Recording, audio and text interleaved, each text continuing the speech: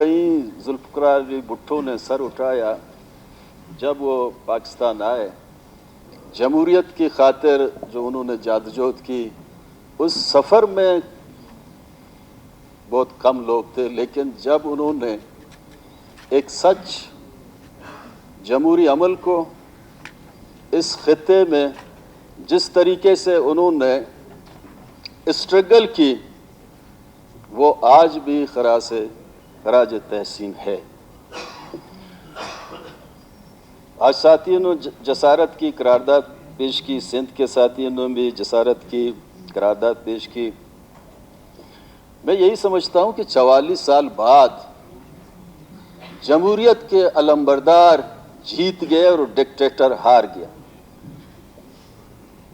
General Zia वो dictator था जिन्होंने इस मुल्क की वो फैसले किए गए जिसके फैसलों से इस खित्ते में बहुत से सवालात उठाए गए, और उस सवाल में से सबसे बड़ा सवाल आज यही है। जुडिशल मर्डर एक लाहौर के छोटे से ताने में रोजनामचे पे बुनियाद बना के उस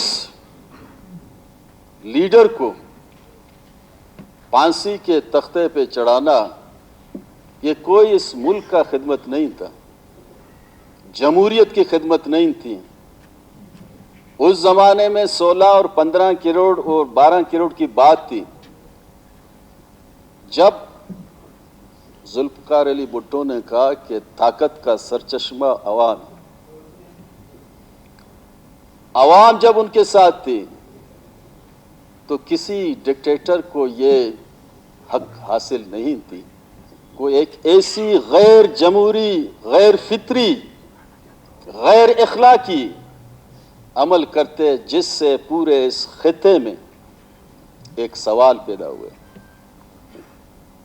एक आलमी लीडर था, उसने शऊरी तौर पे अपने विजन के हवाले से लोगों को जीने का और सियासत का सलीका सिखाया। मैं अपनी पार्टी बलूचिस्तान नेशनल पार्टी अवामी की प्रेसिडेंट की हैसियत से, चूंकि हम जमहूर के लोग हैं और जमहूरियत पे यकीन रखते हैं, इसकी वो जो माजी की कुर्बानियां हैं, जो आज जो फैसला बड़ी देर से आया है, ये जुडिशरी के लिए एक बहुत बड़ा सवाल है। इस मुल्क में, इस पाकिस्तान में पीसीओ के जज भर्ती किए जाते हैं, यहाँ उनसे लाइक और डिसलाइक के बुनियाद पे फैसले किए जाते हैं, और वो फैसलों को इस खित्ते में, इस रीजन में, यहाँ के अवाम के लिए कोई सुनवाई नहीं होती है। जैसे कि पिछले दिनों हमारे एक साथी जो 1981 में मच जेल में तख्ते फांसी पे उसको चढ़ाया गया, उन्होंने एक शेर बोली, तो पा सरानी गुड्डगा जिंदे ख्यालाना कुशे पा सिंदगा दाश्त कने पुल्लाचे बूताला निया। मैडम स्पीकर, हमीद शहीद भी जनरल ज़िया के दौर में ऐसे ही गलत फैसले और जुडिशल मर्डर था, अदालती कत्ल था। बलूचिस्तान से उसकी ताल्लुक, मंद तहसील से उसकी ताल्लुक, आज भी बलूचिस्तान के अवाम सवाल उठाते हैं कि हमीद शहीद की गुनाह क्या थी। वो एक तालिब इल्म था, साइंस कॉलेज में पढ़ रहा था। सच्चाई और हकीकत और जमहूरियत की खातिर जब उन्होंने बातें की तो डिक्टेटरों का दौर था।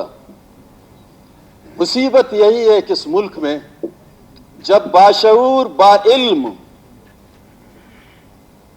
आलिम लोग पैदा होते हैं, वो लोग जो डिक्टेटर हैं, वो चाहते नहीं हैं कि मुल्क की बागडोर से लोगों के हाथ में दे दें।